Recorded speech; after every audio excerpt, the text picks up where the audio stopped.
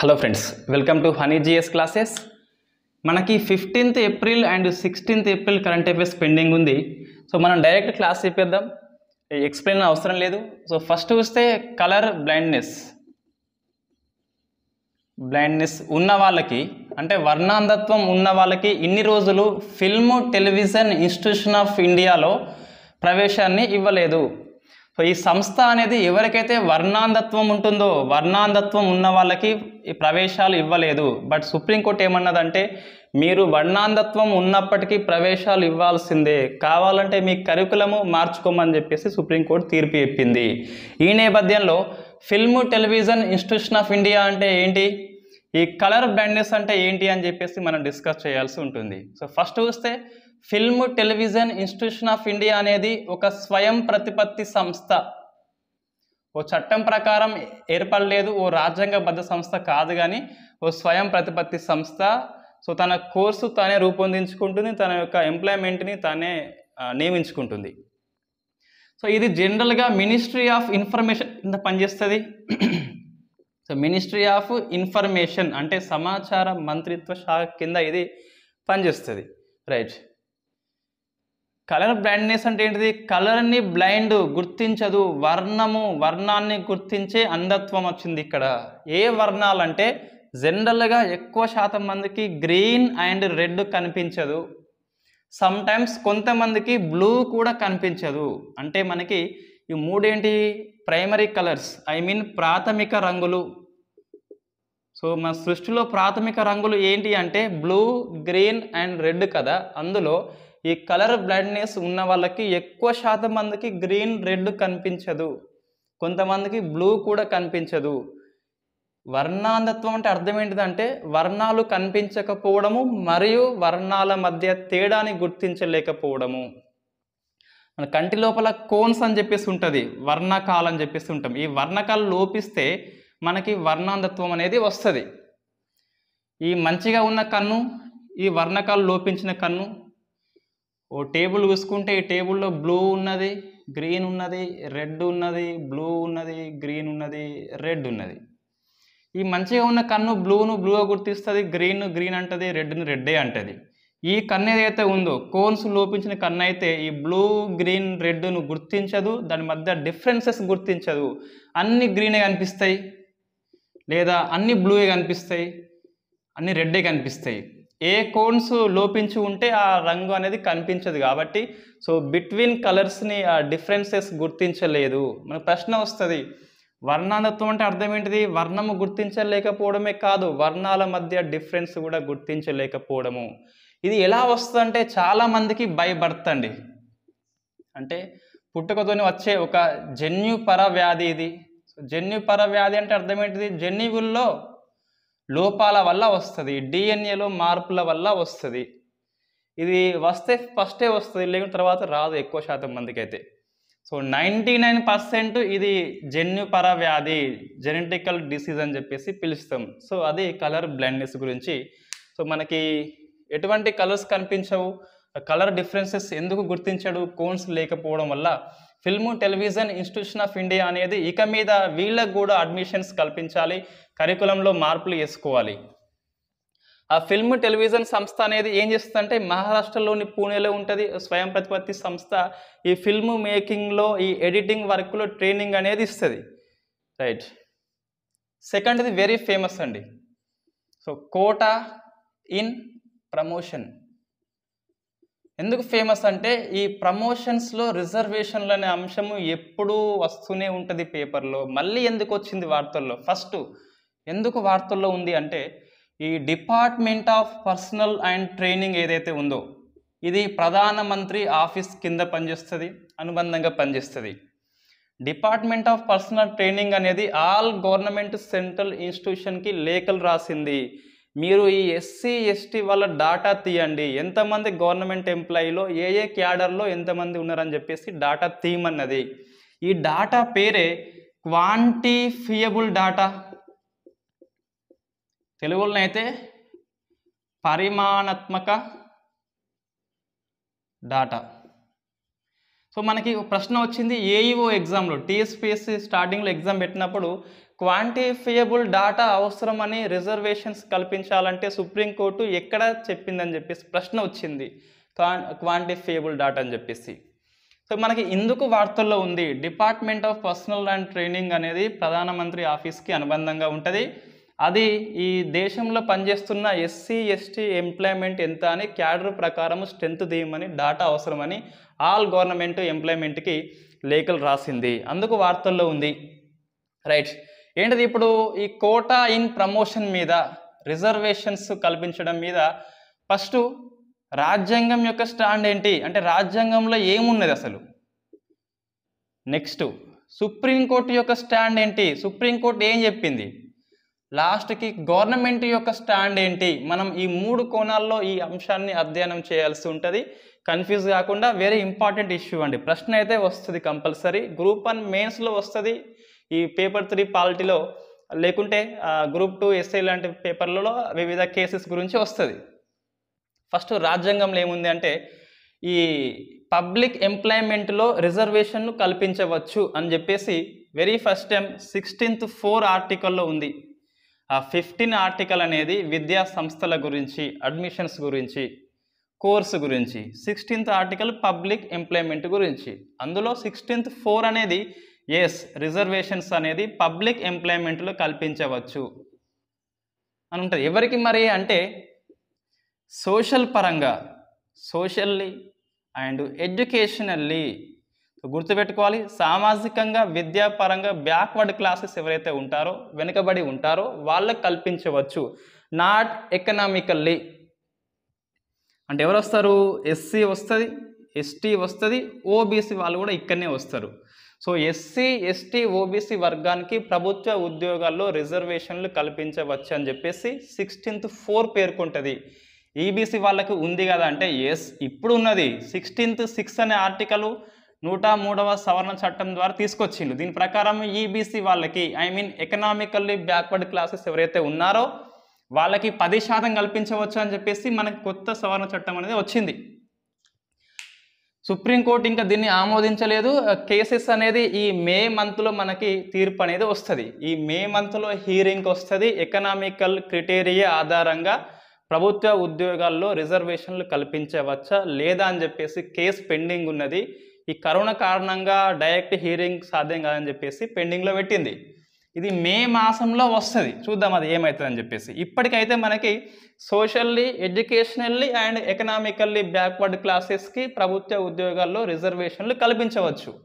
Right, దీన్ని ఆసరగా చేసుకొని ప్రమోషన్స్లో కూడా మనకి 1990s వరకు గవర్నమెంట్ కల్పించింది. ఎస్, నెక్స్ట్ ఏమైందంటే ఇది గవర్నమెంట్ స్టాండ్ అండి, కల్పించింది 1990s వరకు కల్పించింది. ఇది రాజ్యాంగంలో ఉంది ఇట్లా. నెక్స్ట్ సుప్రీంకోర్టు స్టాండ్ ఏంటి అంటే మనము ఇందిరా సహాని కేసు ఇక్కడ మనం పేర్కొనాలి. ఇందిరా సహాని కేసు 1992లో. రైట్, ఇందులో ఏమంటదంటే మీరు ఇనిషియల్లో అంటే గవర్నమెంట్ జాబ్ వచ్చేంత వరకు ప్రమోషన్స్ కల్పించవచ్చు 16th 4 ప్రకారము, అభ్యంతరం ఏం లేదు. 16th 4 అనేది వ్యాలిడిటీ ఉన్నది. సో రాజ్యాంగబద్ధంగా ఓకే. బట్ ప్రమోషన్స్లో రిజర్వేషన్స్ అనేది కల్పించొద్దు, రిజర్వేషన్లు అనేది చెల్లవని చెప్పేసి చెప్పింది. సో దీన్ని అధిగమించేందుకు, ఇందిరా సహాని కేసును అధిగమించేందుకు ఇండియా గవర్నమెంట్ అనేది 16th 4 తీసుకొచ్చింది. So 77th constitution amendment act తీసుకొచ్చింది. దీని ప్రకారం రాజ్యాంగంలో కొత్త ఆర్టికల్ పొందుపరచబడింది, అది 16th 4 అని చెప్పేసి. దీని ప్రకారం ఏముంటుందంటే ఇన్ ద స్టేట్ ఒపీనియన్, రాజ్యం అభిప్రాయ ప్రకారము ఎస్సీ కానీ ఎస్సీ ఎస్టీ కానీ ఈ కమ్యూనిటీకి డస్ నాట్ ఇన్అడ్వకేట్లీ రిప్రజెంటేషన్ అంటే తగినంత ప్రాతినిధ్యం లేదని భావిస్తే అప్పుడు ప్రమోషన్స్లో రిజర్వేషన్లు ఇవ్వవచ్చు అని చెప్పేసి 16th 4 చెప్తుంది.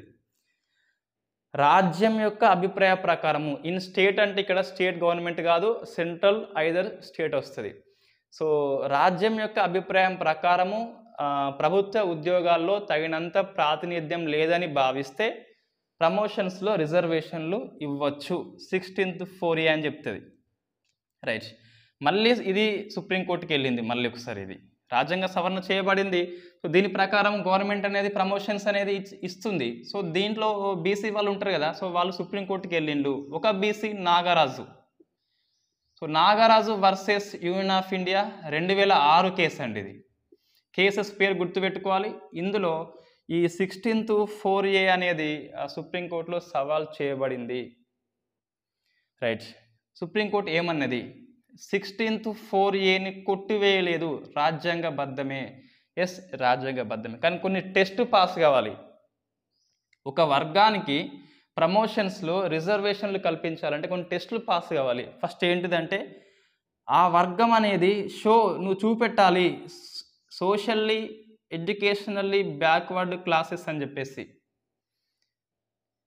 సెకండ్ది, ఈ ఎస్సీ బీసీ ఎవరైతే ఉన్నారో వీళ్ళు గవర్నమెంట్ ఎంప్లాయ్మెంట్లో తగినంత ప్రాతినిధ్యము లేదని చూపెట్టే క్వాంటిఫియబుల్ డాటా అవసరము. సో క్వాంటిఫియబుల్ డాటా అనేది అవసరము. ఏమంటుంది సుప్రీంకోర్టు అంటే, ఎస్ నువ్వు కల్పించవచ్చు, బట్ ఎప్పుడు వాళ్ళు వెనుకబడ్రని నువ్వు ఫస్ట్ చూపెట్టాలి.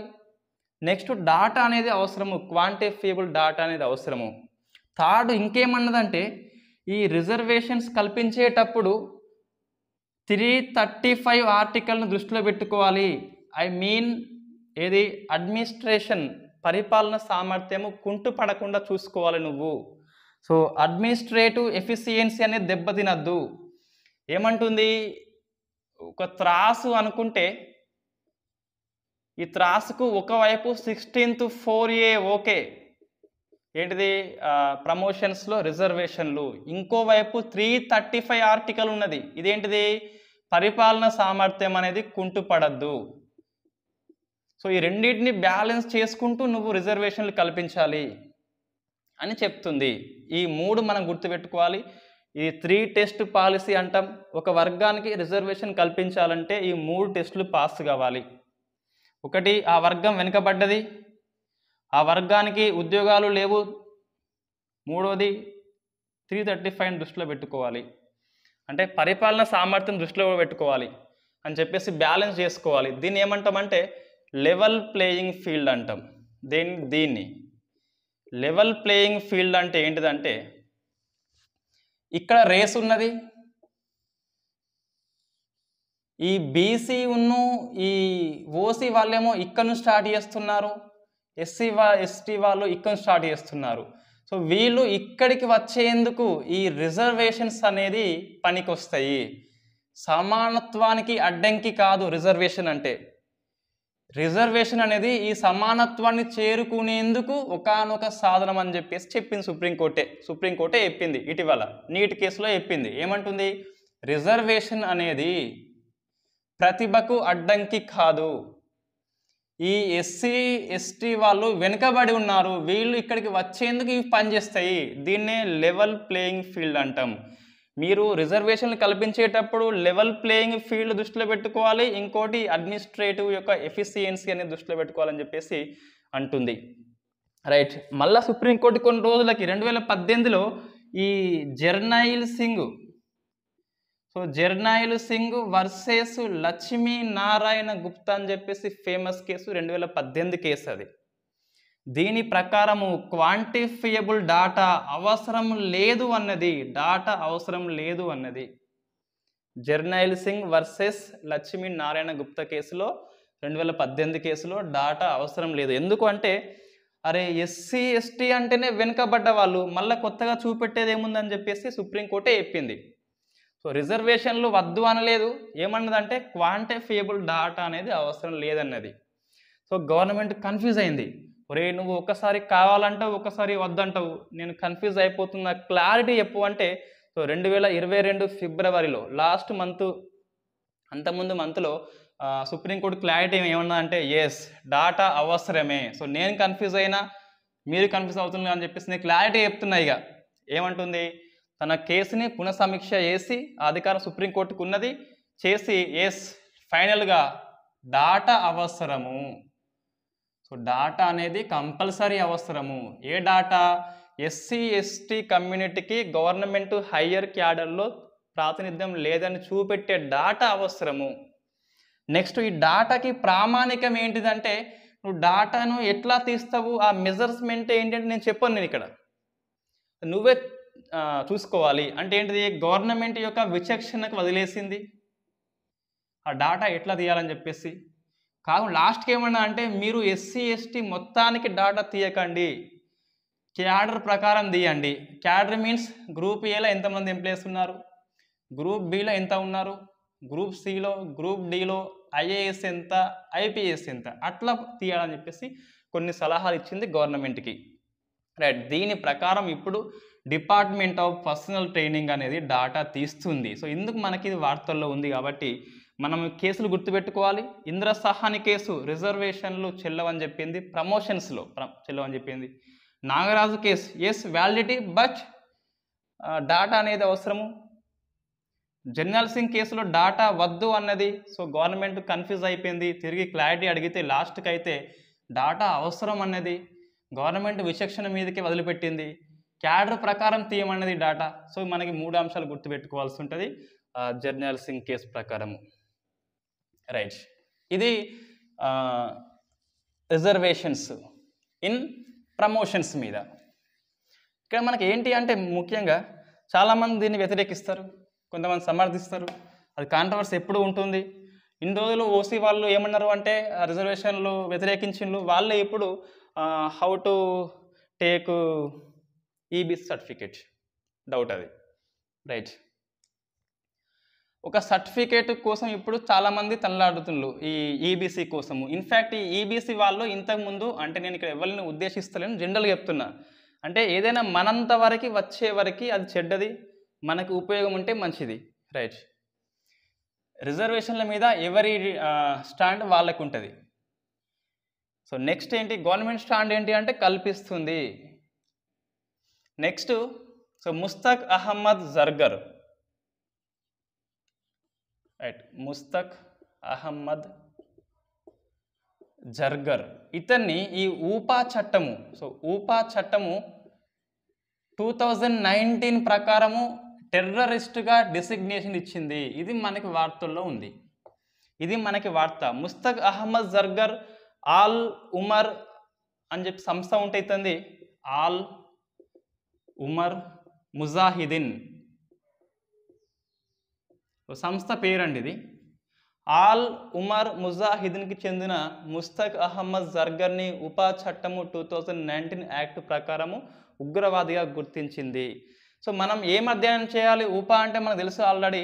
ఈ ముస్తక్ అహ్మద్ జర్గర్ యొక్క కేసు ఏంటి అంటే ఈ 1990స్లో ఈ నేపాల్ రాజధాని ఖాట్మండ్ నుంచి ఇండియాకి వచ్చే ఎయిర్ప్లేన్ని హైజాక్ చేస్తారు, మొత్తం ఇండియన్సే. అది ఖాట్మండ్ నుంచి ఇండియాకి రావాల్సి ఉంటుంది, ఎయిర్లైన్స్ అనేది హైజాక్ చేస్తారు. ఎందుకు హైజాక్ చేస్తారంటే వీళ్ళ సంస్థ యొక్క కొంతమంది ఉగ్రవాదులు ఇండియా ప్రభుత్వం పట్టుకొని ఉన్నది, వాళ్ళు బ్లాక్మెయిల్ చేస్తారు, మీరు ఉగ్రవాదులను రిలీజ్ చేస్తే మేము ఈ ఏరోప్లేన్ రిలీజ్ చేస్తామని చెప్పేసి అల్టిమేటం జారీ చేస్తే మన ఇండియన్స్ రిలీజ్ చేస్తారు, వాళ్ళు ఏరోప్లేన్ పంపిస్తారు. అది కేసు అండి. సో ఆ కేసులో ఈ ముస్తక్ అహ్మద్ జర్గర్ యొక్క హస్తం ఉంది కాబట్టి ఇతన్ని ఉగ్రవాదిగా ఈ చట్టం కింద అనౌన్స్మెంట్ చేసింది. ఇటీవల మనకి ఇంకా 3 ఉన్నారండి. ఎవరు, ఈ ఆల్ కషీద్, ఔరంగజేబ్ అండ్ హఫీజ్ సయీద్ అని చెప్పేసి 3. ఇతను 35th నెంబర్, ఇతంది 35 నెంబరు. ఇప్పటికీ ఉపా చట్టం కింద ఉగ్రవాది హోదా వ్యక్తిగతంగా ఇచ్చిన వాళ్ళలో 35వ నెంబరు ఈ ముస్తక్ అహ్మద్ జర్గర్. ఉపా అంటే ఏంటిది మనకు తెలుసు ఆల్రెడీ. ఈ 1967 ప్రకారము కేవలము ఆర్గనైజేషన్స్ సంస్థలకే ఉగ్రవాది హోదా ఇచ్చేది. 2019లో అమెండ్మెంట్ యాక్ట్ చేసి ఇండివిజువల్కి కూడా ఇస్తున్నారు కాబట్టి, వ్యక్తిగతంగా ఇస్తున్నారు కాబట్టి దాని ప్రకారం ఇవ్వడము జరిగింది.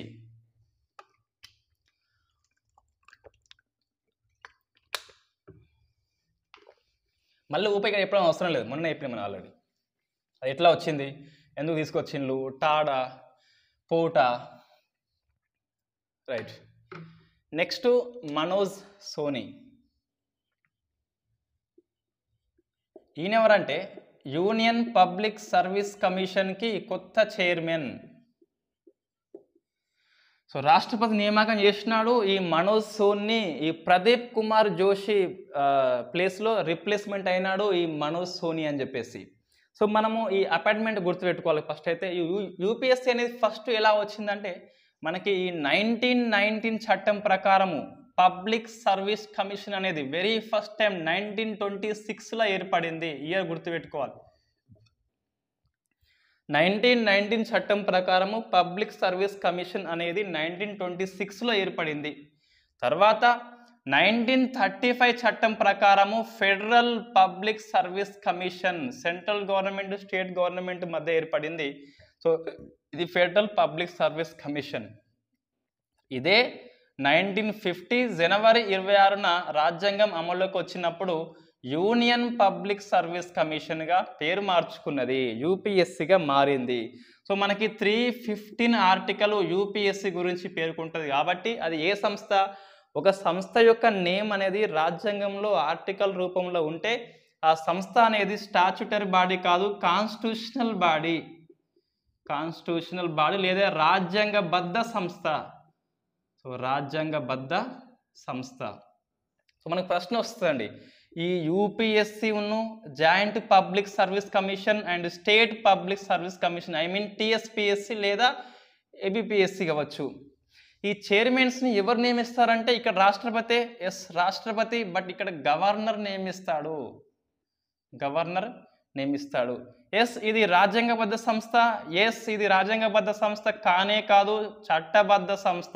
పార్లమెంటు చట్టము చేసి జాయింట్ పబ్లిక్ సర్వీస్ కమిషన్ని ఏర్పాటు చేస్తుంది 2 రాష్ట్రాలు కోరుకుంటే. ఇది కూడా రాజ్యాంగబద్ధ సంస్థనే. ఇది మనం గుర్తుపెట్టుకోవాలండి. జాయింట్ పబ్లిక్ సర్వీస్ కమిషన్ చట్టబద్ధ సంస్థ ఎందుకంటే పార్లమెంటు చట్టము చేసి ఏర్పాటు చేస్తుంది. 2 అంతకంటే ఎక్కువ రాష్ట్రాలు కోరుకుంటే మాకు స్టేట్ పబ్లిక్ సర్వీస్ కమిషన్ లేదు కాబట్టి ఏర్పాటు చేయమంటే అప్పుడు పార్లమెంటు చట్టము చేసి జాయింట్ పబ్లిక్ సర్వీస్ కమిషన్ని ఏర్పాటు చేస్తుంది. ఎగ్జాంపుల్ ఉమ్మడి ఏపీ అంటే ఈ ఏపీకి టీఎస్ కలిపి జేపీఎస్సీ కొన్ని రోజులు ఏర్పాటు చేసింది. రైట్. తొలగింపు ఎవరంటే రాష్ట్రపతి నాట్ గవర్నర్. ఇవి మనం గుర్తుపెట్టుకోవాల్సి ఉంటుంది. యూపీఎస్సీ అనేది ఎగ్జామ్స్ కండక్ట్ చేస్తుంది, గవర్నమెంట్ ఎంప్లాయీని సెంట్రల్ ఎంప్లాయీస్ని అపాయింట్మెంట్ అనేది చేస్తుంది. రైట్. ఈ ప్రశ్న వస్తుంది, సెంట్రల్ గవర్నమెంట్ ఎంప్లాయీస్ ఎట్లా పనిచేస్తారంటే రాష్ట్రపతి ప్లెజర్ ఫార్ములా అని చెప్పేసి రాష్ట్రపతి సంతృప్తి ఉన్నంత వరకు వారు ఎంప్లాయ్మెంట్లో ఉంటారు, మనం స్టేట్ గవర్నరు సంతృప్తి ఉన్నంత వరకు మనం ఉంటాం, స్టేట్ గవర్నమెంట్ ఎంప్లాయీస్ అనేది ఉంటారు. రైట్. అది యూపీఎస్సీ జేపీఎస్సీ మధ్య డిఫరెన్సెస్ అండి. రైట్. నెక్స్ట్ ఏంటి అంటే so Neha Chandana Kumari. So Kumari Neha Chandana case versus UP state. So ఈ కేసులో సేమ్ సెక్స్ మ్యారేజ్ అనేది, సేమ్ సెక్స్ అంటే స్వలింగము, మహిళ పెళ్లి చేసుకోవడము, అబ్బాయి పెళ్లి చేసుకోవడము, సేమ్ సెక్స్ మ్యారేజ్ అనేది చెల్లదు అని చెప్పేసి ఎవరు చెప్పిండ్రు? అలహాబాద్ హైకోర్టు చెప్పింది. సో మనకి ఇది వార్తల్లో ఉంది, ఇది వార్త, దీనికి లింకులు చాలా వస్తాయి. అలహాబాద్ హైకోర్టు ఏమన్నది అంటే సో హిందూ సంస్కృతిలో హిందీ కల్చర్లో ఈ వివాహం అనేది ఒక సంస్కారం అట. సో సంస్కారం కిందికి వస్తుంది. ఈ సంస్కారాన్ని కంపల్సరీ మెన్ను అండ్ ఉమెనే, ఇది కాంట్రాక్ట్ కాదట. హిందువులో వివాహం అనేది కాంట్రాక్ట్ కాదు, ఒక సంస్కారం. అది మొత్తం ఎన్నో సంస్కారాలు కొన్ని ఉంటాయి హిందూ మతంలో, అందులో ఇది ఒకటి. ఈ సంస్కారాన్ని కంపల్సరీ మెన్ను ఉమెన్ కలిపే నిర్వహించాల్సి ఉంటుంది. ఈ ఉమెన్ కాదు, మెన్ కాదు అని చెప్పేసి చెప్పింది. రైట్. ఇది ఎందుకు కాంట్రవర్సీ అంటే ఆల్రెడీ మనకు సుప్రీంకోర్టులో కొన్ని తీర్పులు ఉన్నాయండి. ఏమున్నాయంటే సో ఐపీసీ 377 సెక్షన్లో ఏముంటుందంటే ఈ సెక్సువల్ ఇంటర్ కోర్స్ అనేది ఈ నేచర్కి అగనిస్ట్గా చేస్తే క్రైము. ఏంటిది? అగనిస్ట్ నేచర్, సెక్స్ అనేది క్రైము. ఏంటిది మరి నేచర్ ఏంటిదంటే డౌట్ వస్తుంది మళ్ళీ. నేచర్ ఏంటిదంటే ప్రొడక్షన్ కోసము, ఈ అంటే ఈ బిట్వీన్ మెన్ అండ్ ఉమెన్ అనేది నేచర్, అది వాళ్ళ ప్రొడక్ట్ అనేది వస్తుంది బయటకి. సో అది నేచర్. దీనికి అగనిస్ట్ అంటే ఏమొస్తుంది అంటే హోమోసెక్సువాలిటీ వస్తుంది. హోమోసెక్సువాలిటీ మీన్స్ లెస్బియన్ అని చెప్పేసి ఆడవాళ్ళు చేస్తే, గే అని చెప్పేసి అబ్బాయి చేస్తే అది వస్తుంది. ఇంకా ఈ ఓరల్ సెక్స్ అని చెప్పేసి, యానల్ సెక్స్ అని చెప్పేసి ఇవన్నీ క్రైమ్ అని చెప్పేసి 377 చెప్తుంది. ఈ అన్నిటినీ సుప్రీంకోర్టు కొట్టి పడేసింది 2017 కేసులో. ఏంటిదంటే so Navtej Singh Johar versus union of India 2017 case. ఇది ఫేమస్ కేసు అండి. ఈ కేసులో ఏమంటదంటే సో 377 సెక్షన్ చెల్లదు, ఇది క్రైమ్ కాదని చెప్పేసి చెప్తుంది. ఎందుకు క్రైమ్ కాదంటే అది ఏమంటదంటే సో ఈ సెక్సువల్ ప్రిఫరెన్స్ అనేది బాడీ అటానమీ బట్టి ఉంటుంది, ఆ హార్మోన్స్ యొక్క ఇంబ్యాలెన్స్ బట్టి ఉంటుంది. సెక్సువల్ చాయిస్ అనేది ఆర్టికల్ 21 కిందికి వస్తుంది. ఆర్టికల్ 21 ఏమంటుందంటే రైట్ టు చాయిస్ ఉన్నది మనకి. సో రైట్ టు చాయిస్ ఉన్నది. దీని ప్రకారము సెక్సువల్ పార్ట్నర్షిప్ని ఎంచుకునే అవకాశము భాగస్వామికి ఉంటుంది. ఆయన మెన్ అయినప్పటికీ మెన్ను కోరుకోవచ్చు, ఉమెన్ అయినప్పటికీ ఉమెన్ కోరుకోవచ్చు, లింగం మార్పిడి చేసుకోవచ్చు అని చెప్పేసి చెప్పింది. ఆర్టికల్ 21 కింద రైట్ టు చాయిస్ కింద సెక్స్ పార్ట్నర్షిప్ని ఎంచుకునే హక్కు ఉన్నది కాబట్టి సో 377 సెక్షన్ చెల్లదు. కాబట్టి ఇకపైన ఇండియాలో స్వలింగ సంపర్కం అనేది హోమోసెక్సువల్ అనేది నేరము కాదు అని చెప్పేసి చెప్పింది. సుప్రీంకోర్టు చెప్పింది. మరి హైకోర్టు విరుద్ధంగా ఎందుకు చెప్పిందంటే హైకోర్టు ఏమంటుంది, ఇది స్వలింగ వివాహం అంటుంది. ఇక్కడ ఏంటిది, సుప్రీంకోర్టు స్వలింగ సంపర్కము నేరము కాదు అన్నది, స్వలింగ వివాహము నేరం అన్నది. రైట్, ఇది మనకు కాంట్రవర్సీ ఇష్యూ అండి. ఇక మనం ఏం గుర్తుపెట్టుకోవాలి, కుమారి నేహా చందన కేసు గుర్తుపెట్టుకోవాలి, నవతేజ్ సింగ్ జోహర్ కేసు కూడా గుర్తుపెట్టుకోవాల్సి ఉంటుంది. నవతేజ్ సింగ్ జోహార్లో 377 సెక్షన్ని కొట్టి పడేసింది, అది గుర్తుపెట్టుకోవాలి. ఆ కేసు అనేది ఎగ్జామ్ పాయింట్ ఆఫ్ వ్యూలో ఇంపార్టెంట్. ఢిల్లీ హైకోర్టు కూడా ఈ Naz foundation versus state of Delhi కేసులో 377 సెక్షన్ క్రైమ్ కాదు అని చెప్పేసి చెప్పింది. అంటే స్వలింగ సంపర్కాన్ని అనుమతించింది ఢిల్లీ హైకోర్టు కూడా, అది గుర్తుపెట్టుకోవాలి. ఢిల్లీ హైకోర్టు అనుమతించింది, సుప్రీంకోర్టు అనుమతించింది, అలహాబాద్ హైకోర్టు అనుమతించలేదు. సో నెక్స్ట్ ఏంటి అంటే నాగాలాండ్ స్టేట్ అనేది వెరీ ఫస్ట్ టైం ఈ అర్బన్ లోకల్ బాడీ ఎలక్షన్స్లో ఉమెన్స్కి 33% రిజర్వేషన్లు అనేది అందిస్తుంది రానున్న ఎన్నికల్లో. Very first time. మనకి ఆల్రెడీ ఇది ఎప్పుడో ఉందండి ఇండియాలో. ఈ అర్బన్ లోకల్ బాడీస్ లేకుంటే ఈ రూరల్ లోకల్ బాడీస్లో 33% కంపల్సరీ అమ్మాయిలకు కల్పించాల్సి ఉంటుంది. మనకి 243 ఆర్టికల్ డి ఉన్నది 73rd కాన్స్టిట్యూషనల్ అమెండ్మెంట్ యాక్ట్లో. ఇదేమో స్థానిక సంస్థలు, గ్రామీణ స్థానిక సంస్థల్లో ఈ ఉమెన్స్కి 33% కల్పించాలి కంపల్సరీ, రాజ్యాంగంలో ఉంది అది. మొత్తం స్థానాల్లో మహిళలకి 1/3 అనేది కేటాయించాలి. 243 టీ ప్రకారము 74th కాన్స్టిట్యూషనల్ అమెండ్మెంట్ యాక్ట్ పట్టణ స్థానిక సంస్థల్లో మహిళలకి 1/3 కంపల్సరీ కల్పించాలి. ఇది మనకి ఎప్పుడో 1990sలోనే అమల్లోకి వచ్చినాయి, అప్పటి నుంచే ఉన్నాయి ఇవి రెండు కూడా. రైట్, నాగాలాండ్ మరి ఇన్ని రోజులు ఎందుకు అమలు చేయాలంటే అక్కడ రక్తపాతం అనేది సంభవించింది. మనకి ఈ నాగాలాండ్కి 371A ఆర్టికల్ కూడా ఉందండి. 371A ఆర్టికల్ ఏమంటుందంటే నాగా సాంప్రదాయము ఆచారాల్లో పార్లమెంటు జోక్యం చేసుకోవద్దు, కొత్త చట్టం తేవాలంటే కంపల్సరీ నాగా రాష్ట్ర అసెంబ్లీ అనుమతి అవసరం అని చెప్పేసి 371Aలో ఉంటుంది. సో నాగా సాంప్రదాయం ప్రకారము ఈ ఉమెన్ అండ్ మెన్స్ సేమ్ అట. So women and men same కాబట్టి వాళ్ళకు ప్రత్యేకించి ఉమెన్కి 33% ఏంటి అని చెప్పేసి ఇన్ని రోజులు ఈ 371Aను అడ్డం పెట్టుకొని అక్కడి పురుషులు ధర్నా చేసిండ్లు. అందుకే నాగా అసెంబ్లీ అనేది ఆమోదించలేదు. మనకి వార్తల్లో ఉంది నాగాలాండ్లో ప్రతిపక్షం లేదు ఇప్పుడు. సో ఆల్ పార్టీ గవర్నమెంట్ అనేది వచ్చింది. అంటే అన్ని పార్టీలు అధికార పక్షము ప్రతిపక్షం కలిసి తొలిసారిగా ఇండియాలో గవర్నమెంట్ అనేది ఏర్పాటు చేసిండ్లు, ఆల్ పార్టీ గవర్నమెంట్. సో దాని ప్రకారము ఈ చట్టం అనేది మళ్ళీ తిరిగి తీసుకురాబడింది.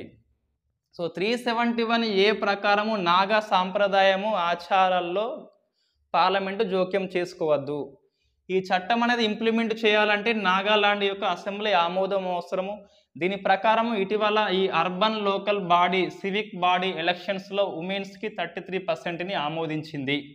రైట్, ఇది కాంట్రవర్సీ ఉన్నది. కొంతమంది పురుషులు ఇంకా అక్కడ విభేదిస్తున్నారు. ఇంతవరకు నాగాలాండ్ అసెంబ్లీలో ఒక్క మహిళ కూడా ఎమ్మెల్యేగా ఎన్నిక కాలేదు. బట్ ఇటీవల రీసెంట్లీ ఈ రాజ్యసభకి ఎంపీగా ఎవరామె, ఈ ఫోంగ్యాంగ్ కొన్యాక్ అని చెప్పేసి కొన్యాక్. ఈ కొన్యాక్ తెగ ఫోంగ్యాంగ్ అనే అమ్మాయి ఈ రాజ్యసభ ఎంపీగా ఎన్నికైంది. మనం డిస్కస్ చేసినాం ఆల్రెడీ. ఈ కొన్యాక్ తెగ వార్తల్లో ఉంది. ఇటీవల ఎవరు ఈ ఆఫ్స్పా అని చెప్పేసి armed forces special powers act యొక్క స్పెషల్ ఆర్మ్డ్ ఫోర్సెస్ వాళ్ళు ఈ కొన్యాక్ తెగ యొక్క 14 మందిని చంపేసిండ్రు. ఎక్కడ? మోన్ డిస్టిక్లో. సో మోన్ డిస్టిక్ నాగాలాండ్లో ఉన్నది. ఆ మోన్ డిస్టిక్లో కొన్యాక్ తెగను 14 మందిని పొరపాటుగా భావించి ఉగ్రవాదులుగా భావించి ఈ ఆఫ్స్పా వాళ్ళు చంపేసిండ్రు. దీని కమిటీ ఏంటి అంటే మనకి వివేక్ జోషి కమిటీ. వివేక్ జోషి కమిటీ అనేది తీర్పు చెప్పింది, రిపోర్ట్ ఇచ్చి. దీని ప్రకారం మనకి ఈ అస్సాంలో, నాగాలాండ్లో, మణిపూర్లో కొన్ని ప్రాంతాల్లో ఆఫ్స్పాని ఎత్తివేసిండ్రు. ఇప్పటికీ అస్సాంలో ఉంది, నాగాలాండ్లో ఉన్నది, మణిపూర్లో ఉన్నది, అరుణాచల్ ప్రదేశ్లో ఉన్నది, జమ్మూ కాశ్మీర్లో ఉన్నదని చెప్పి చెప్తున్న ఆఫ్స్పా.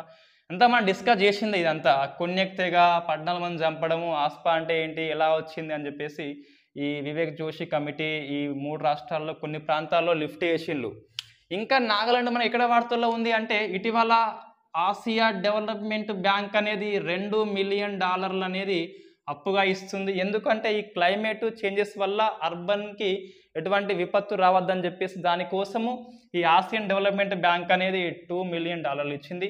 ఇదే ఆసియా డెవలప్మెంట్ బ్యాంక్ అనేది ఇటీవల 2022-23 ఆర్థిక సంవత్సరంలో ఇండియా యొక్క ఆర్థిక వృద్ధి రేటు 7.5 అని చెప్పేసి చెప్పింది. ఇది మనకి వార్తల్లో ఉంది. రైట్. ఇంకా మనకి నాగాలాండ్ ఎక్కడ వార్తల్లో ఉంది అంటే నాగాలాండ్ అంతే అండి.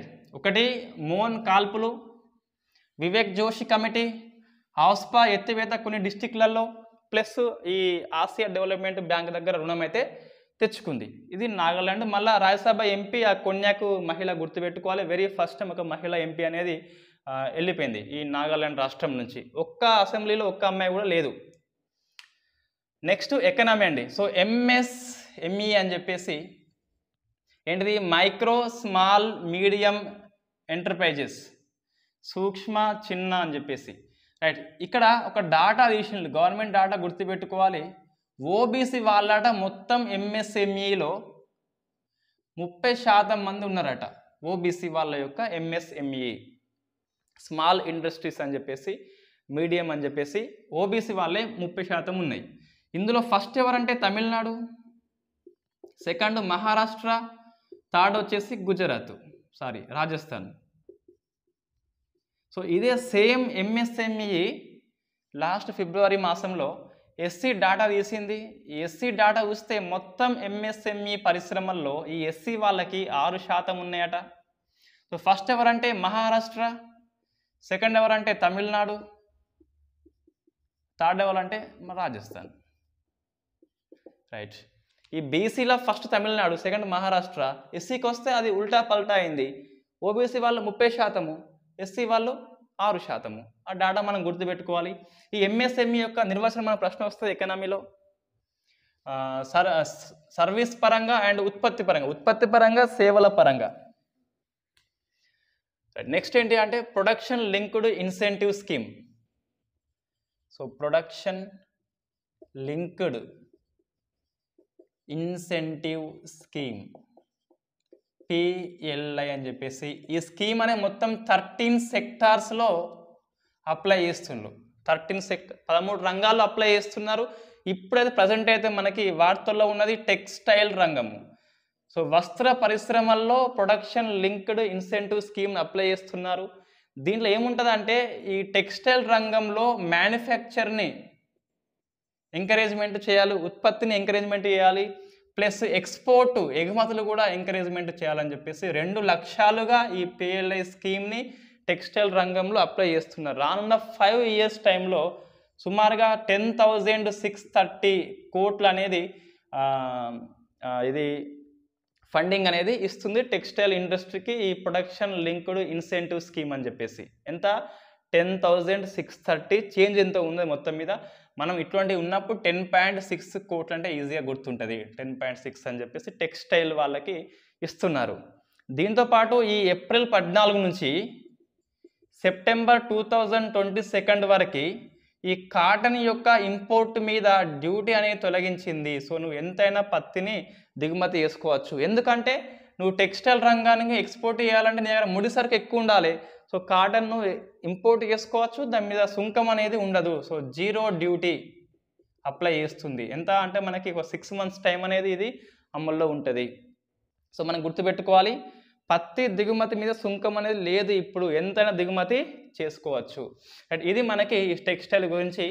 కొద్దిగా మనం ఎకనామీ పరంగా చూస్తే గిట్ట టెక్స్టైల్ అనేది వ్యవసాయం తర్వాత ఎక్కువ మందికి ఉపాధిస్తున్న ఒకానొక పురాతన పరిశ్రమ ఈ టెక్స్టైల్ ఇండస్ట్రీ. మొత్తం చూస్తే గిట్ట వ్యవసాయం తర్వాత ఎక్కువ మందికి సుమారుగా 43 million ఎంత ఉంటుంది ఉపాధి అనేది ఇస్తుంది.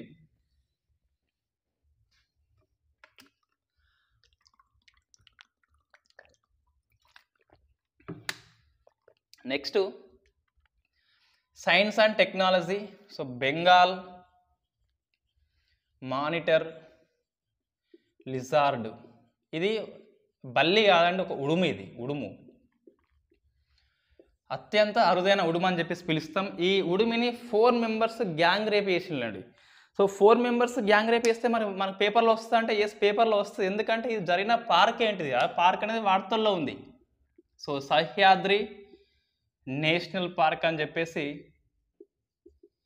ఇది మహారాష్ట్రలో ఉంది. సో మహారాష్ట్రలో ఉంది కాబట్టి మనకు వార్తల్లో ఉన్న పార్క్ అని చెప్పేసి ఒక ప్రశ్న వస్తుంది కాబట్టి సో సహ్యాద్రి నేషనల్ పార్క్ అనేది మహారాష్ట్ర లోపల ఉన్నది, ఇది వార్తల్లో ఉన్నది. ఇక్కడ ఉడుముని రేప్ చేసిండు కాబట్టి మనకి వార్తల్లో వస్తుంది. వాళ్ళు ఎవరైనా మనకు ప్రశ్న రాదు, బట్ దీని పేరు వస్తుంది. ఒకసారి మనం బ్యాక్ వెళ్తే గిట్ట ఎటువంటి నేషనల్ పార్క్ మనకి వార్తల్లో ఉన్నాయి. ఫస్ట్ చూస్తే బందీపూర్ అండ్ నాగర్ హోల్. ఇవి రెండు కూడా ఈ టైగర్ సెన్సెస్ని ప్రారంభిస్తున్న నేషనల్ పార్కులు. 5th టైగర్ సెన్సెస్ 2022 లాస్ట్ కల్లా వస్తుంది. డాటా మనం గుర్తుపెట్టుకోవాలి, ఇక్కడ రాలేదు. ఇవి కర్ణాటక లోపల ఉన్నాయి. కర్ణాటక ఎందుకంటే టైగర్స్ ఎక్కువ ఉన్న స్టేట్ అదే కాబట్టి సో అక్కడ స్టార్ట్ చేస్తుండ్రు. ఒకటి.